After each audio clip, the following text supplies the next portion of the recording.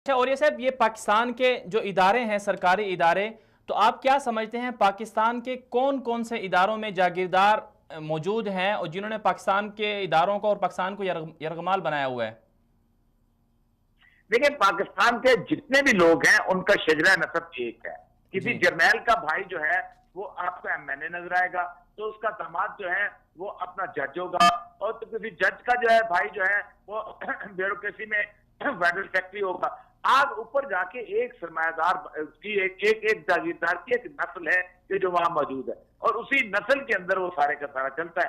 असल मसला बुनियादी तौर पर यही है कि पाकिस्तान में एक एक नेक्सिस है। ये कभी नहीं हो सकता कि सरमायादार जो है उसके खानदान का बच्चा जो है वो किसी और तरफ शादी कर दे, या जागीरदार का बच्चा किसी और तरफ शादी कर ले। ये सारे का सारा एक नेक्सस है 22-23 खानदानों का, जो दामाद हैं, रिश्तेदार हैं, बेटे हैं, बहनोई हैं।